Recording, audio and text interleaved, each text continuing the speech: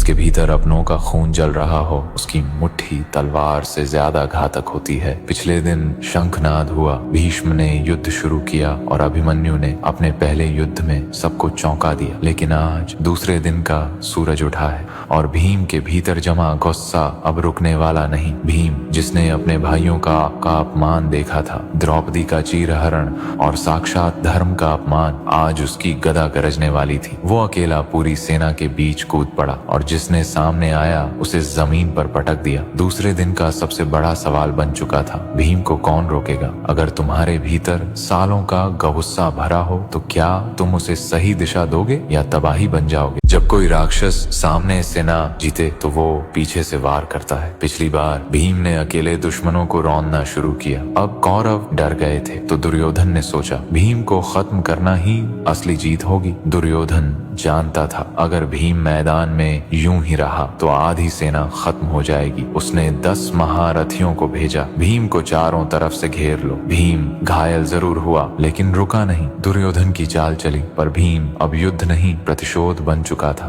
अगर तुम्हें चारों तरफ से घेर लिया जाए तो क्या तुम झुक जाओगे? या युद्ध जीतने के लिए सिर्फ बल नहीं बुद्धि भी चाहिए, और कृष्ण बुद्धि का दूसरा नाम है। पिछले एपिसोड में भीम घिर चुके थे, दुर्योधन चालें चल रहा था, तभी कृष्ण मुस्कुराए क्योंकि अब चाल उनकी बारी थी। कृष्ण ने देखा भीम थकने लगे हैं, अब वक्त है अगली चाल का, तो उन्होंने नकुल और सहदेव को भेजा। नकुल की तलवार बिजली जैसी चलती है और सहदेव की रणनीति सटीक थी। भीम की मदद के लिए दोनों छोटे भाई मैदान में उतरे और अब लड़ाई संतुलन में आ गई। जब कोई बड़ा योद्धा गिरता है तो भगवान नए योद्धा खड़े कर देता है। क्या हमेशा सबसे आगे वही जाना चाहिए या वक्त आने पर हर किसी को? जब एक शांत इंसान को गुस्सा आता है तो उसका हर शब्द अग्नि बन जाता है। अब तक आपने देखा भीम का गुस्सा, दुर्योधन की चालें और कृष्ण की रणनीति, लेकिन अब खुद भीष्म पितामह मैदान में उतरने वाले हैं गुस्से में। भीष्म अब तक संयम में थे, लेकिन जब उन्होंने देखा कि कौरव हार रहे हैं तो उन्होंने कहा अब मैं पांडवों को जवाब दूंगा। भीष्म के बाणों ने